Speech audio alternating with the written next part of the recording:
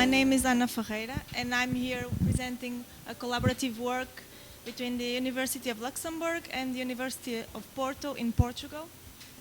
So this will be a very different, or at least different from the most talks that we've heard, because my background is in information security and computer science and not on serious games.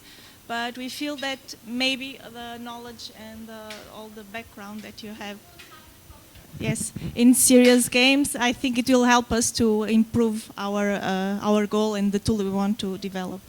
So the title of the presentation is Envisioning Secure and Usable Access Control for Patients. So the main goal is we want to put the patient at the center of accessing his own medical data. And we think that the electronic health records are being mostly used in the healthcare institutions, and they integrate the most updated and the most complete information about a patient. Obviously, a patient goes to different institutions every time, and the main goal of our idea is to actually integrate all this information, so the patient would have an overview of who is accessing his information, and he himself can see what is happening. So it has been proved, or at least in research that has been done with some patients accessing their electronic health record, that they are more inclined to follow medical recommendations and therapies.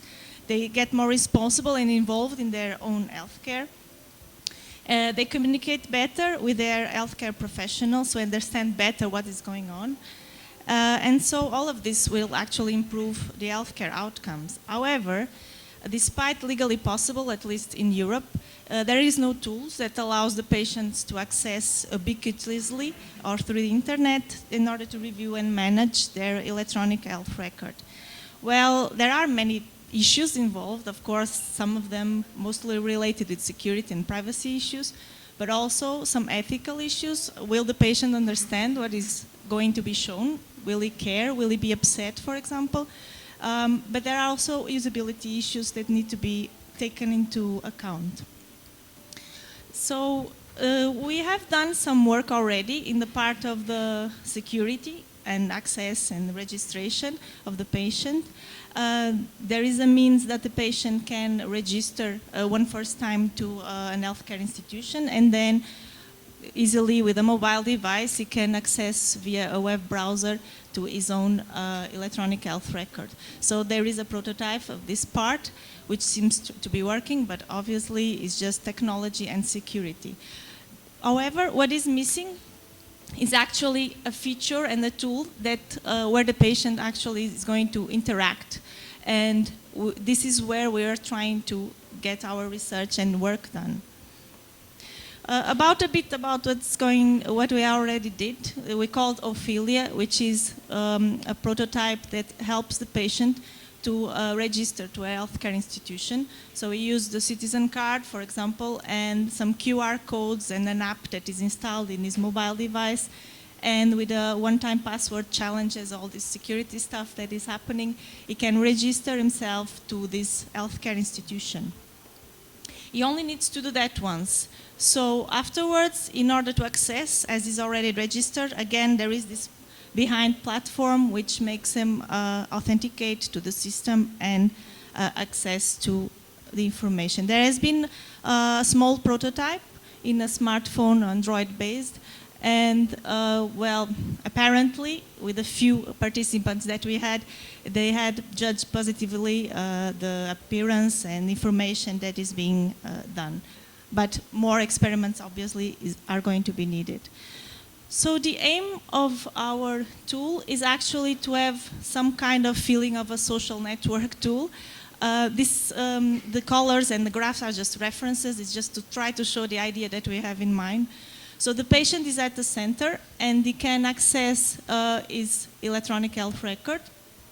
So his record can be divided in several different records, what we call compositions, which are shown in the different rectangulars.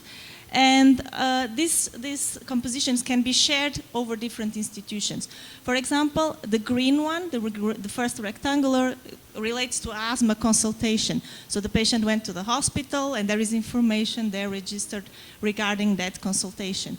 For example, the hospital also sends some information to the pharmacy for the patient to go there afterwards and take the medication. So we consider that there are some direct connections. These are within the institutions that the patient went there physically to perform some exam or something. And then there are these indirect connections which are triggered from the direct related institutions. For example, the pharmacy that I was given as an example. We also think that there should be included these delegations. So delegations are represented with this line. And the idea is they are temporary accesses. For example, hospital 1, there is a doctor there that needs a second opinion from other healthcare institution. And then it can just ask, requesting the patient to perform that access for that doctor in the hospital 2, for example. And then this will be a temporary access. So that's why it's with this kind of line. The problem is, even if it is a temporary access, the information will still stay there. So there will be some kind of copy even for auditing purposes or if something goes wrong. There can be also the option that a healthcare professional can generate locked compositions. For example, you can create notes about the patient, saying that something about the patient, it's private, so we still need to see if the patient should see that they exist or not, or so that's still an option. So the idea is that inside each composition, it can be information regarding what is the medical data, for example, in the asthma consultation, some exams, some information that the patient has, and also some security information, for example, sensitivity levels, if the information is very sensitive or not, and these correspond to the roles that, or to which healthcare professionals that will access this type of information. There can be exceptions and so on.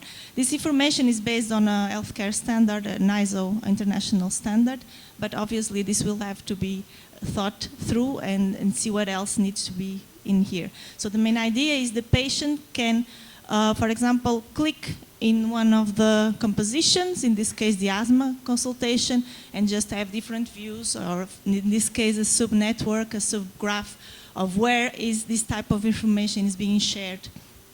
Obviously, inside different institutions there is different information, and there is also different types of roles. So obviously, from an analysis laboratory, there will be a different role that can access a specific information.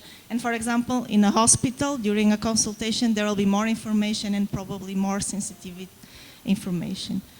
So this is the main idea that we have. Obviously, there are many security requirements. We already have tried to focus on some of them.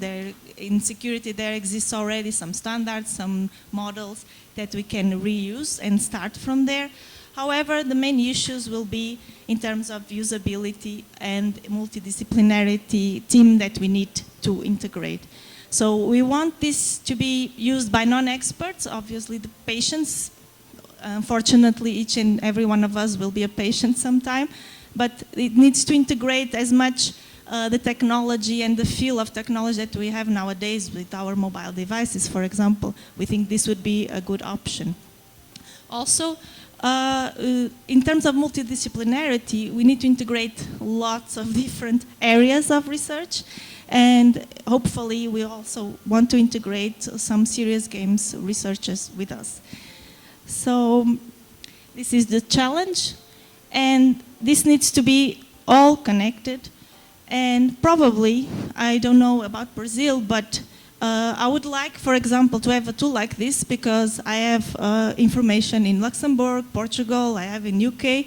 I would like to see what is there, who is accessing it, if it has been deleted, what is happening.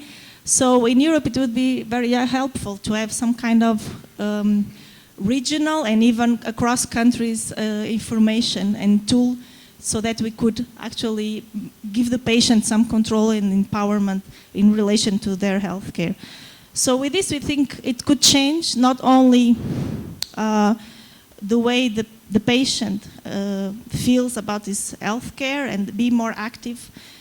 It will impact, I think, mostly preventive medicine, because patients gain more knowledge and interest, and they want to control and be pay attention to their healthcare, but also continuous therapies, because most chronic patients already have the motivation to try to make things better and improve their condition.